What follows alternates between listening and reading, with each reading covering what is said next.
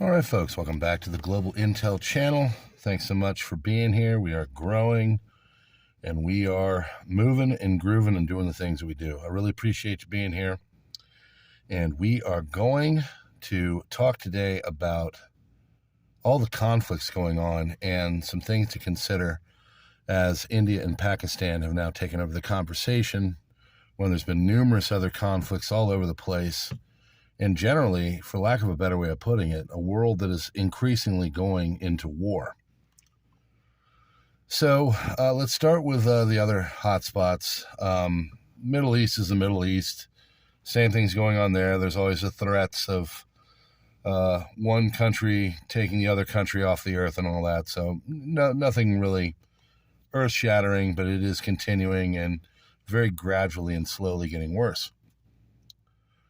Now, as it pertains to Eastern Europe, there was a major drone attack on the Russian people by the airports and stuff. The Ukrainians sent 500 plus drones over the border to try to get at them and throw them off because, well, over the next couple days, you're going to start to see the festivities of the memorial and the commemoration of World War II, or as the Russians call it, the Great War, or the Great Patriotic War. So all of that is going and moving and grooving, and a lot of big dignitaries are supposed to be coming and attending this thing. You've got Vucic, you've got FICO, you've got Xi Jinping, and more. All kinds of people going and celebrating this whole event for them.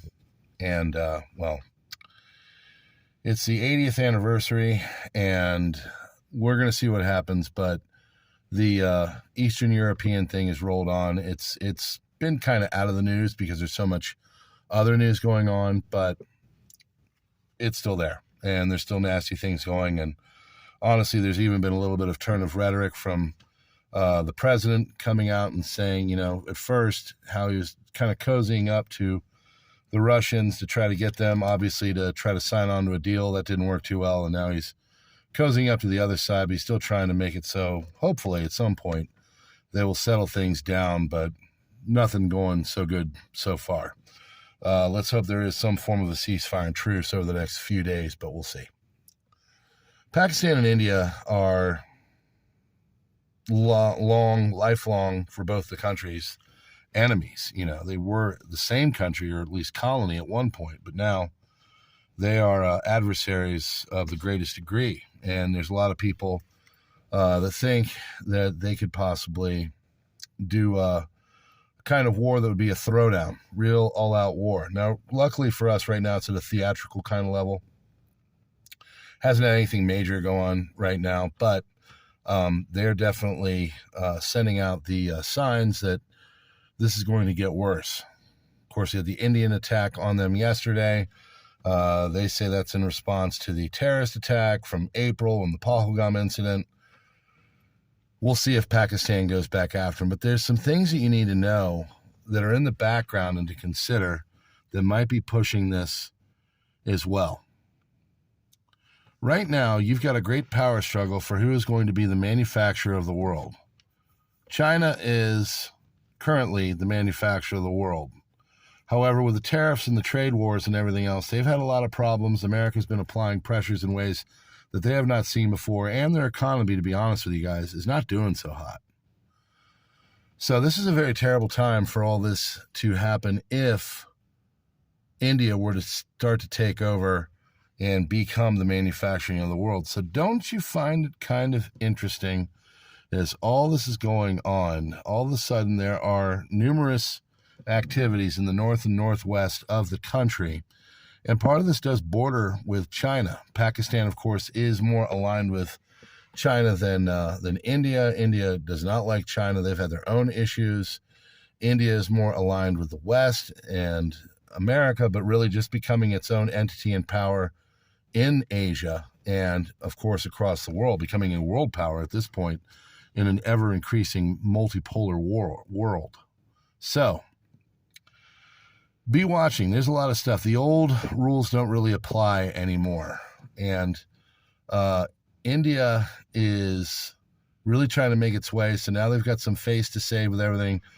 But it's not a good look, being that they had supposedly at least 2 or 3, maybe even 4 or 5 of their fighter jets and drones shot down. And India, I think, is really starting to be challenged in ways that China is going to promote, and this is kind of part of it. And think about all the other stuff that goes on if there were to be a nasty war between Pakistan and India. This would divert the Americans' attention and allow the Chinese to have a little bit more room to move about. This would help a lot of the adversaries of America and the adversaries of India and the adversaries of others able to move around. So really, when you look at the whole thing, folks, it really is starting to look like there is a full-on global conflict going.